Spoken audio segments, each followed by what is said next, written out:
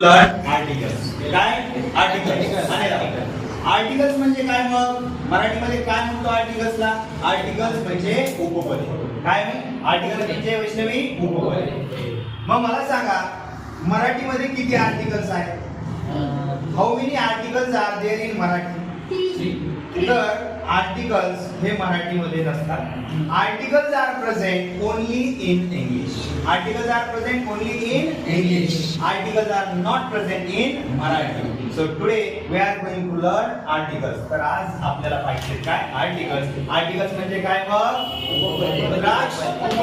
उपपदे very good so here are articles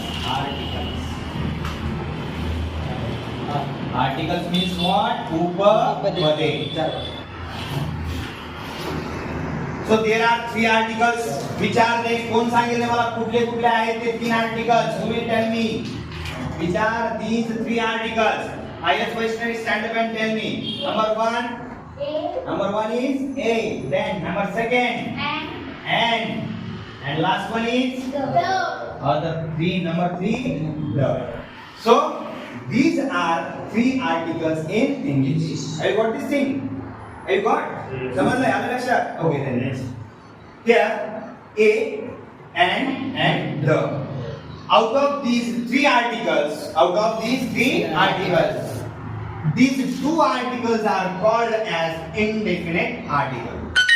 हे जे दोन आर्टिकल्स आहेत कुठला हा ए आणि एन या दोघांना काय म्हटलं जातं इनडेफिनेट आर्टिकल इनडेफिनेट म्हणजे काय अनिश्चित इनडेफिनेट म्हणजे काय अनिश्चित आणि हा जो द आहे त्या द ला काय म्हटलं जातं डेफिनेट काय म्हटलं जातं डेफिनेट डेफिनेट म्हणजे निश्चित डेफिनेट म्हणजे काय निश्चित दानिश कितने आर्टिकल्स है पूरे कुल मिला के कितने आर्टिकल्स है three articles there are three articles in English विचार से कौन से है वो a and the so out of these three how many articles are indefinite there are two indefinite articles and this the is the definite article okay so these two are called as indefinite म्हणजे काय आपण आता पाहिलं अनिश्चित indefinite article त्यानंतर इकडे next कोण आहे हा definite म्हणजे काय मग निश्चित अनिश्चित आणि definite म्हणजे काय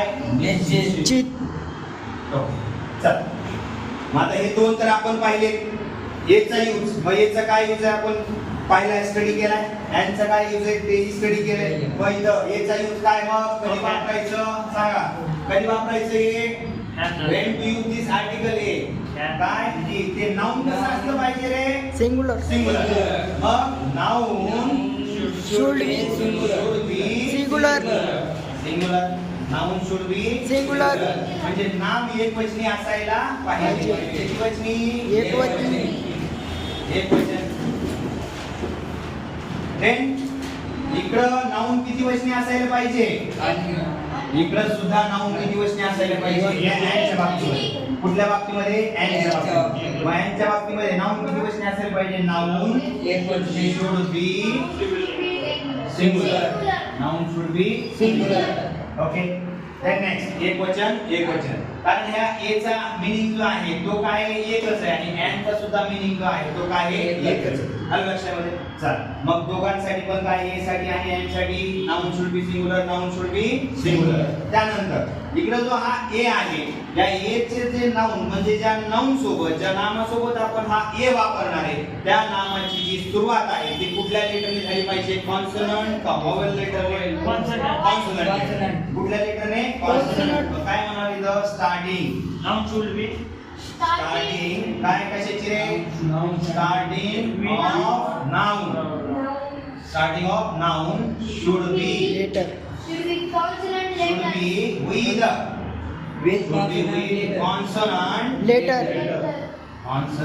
लेटर आणि मग याच्या बाबतीमध्ये इकडे काय येईल सांगा बरं एन च्या बाबतीमध्ये याची जी स्टार्टिंग आहे याची जी सुरुवात आहे ती कशी झाली असली पाहिजे सांगा कशी झाली असली पाहिजे सांगा काय पूर्ण सगळं सेम फक्त कॉन्सोनंटच्या ऐवजी काय करायचे व्हावेल लेटर कुठला letter vowel letter okay then next आणि सगळ्यात महत्त्वाचा पॉइंट जो आहे तो म्हणजे त्याचं प्रोनाउन्सिएशन काय प्रोनाउन्सिएशन. प्रोनाउन्सिएशन म्हणजे काय दानिश? उच्चार.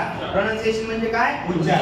मग जे नाऊन आहे काय, जे नाऊन आहे त्या नाऊनचं जे पहिलं लेटर आहे त्याचा उच्चार हा व्यंजनासारखा होतोय का स्वरासारखा होतोय यावरती डिपेंड असतं. आर्टिकल ए वापरायचं आहे की एन वापरायचं आहे. आता फॉर एक्झाम्पल इकडे पहा, मग याचं जे प्रोनाउन्सिएशन आहे ते कसं असायला पाहिजे रे? प्रोनाउन्सिएशन ऑफ नाउन किंवा त्या नाउनचं first letter. Noun should be like काय, कुठला साऊंड पाहिजे रे? Consonant sound. आणि इकडे यांच्या बाबतीमध्ये कुठला साऊंड पाहिजे? Vowel sound. Vowel sound. What this thing?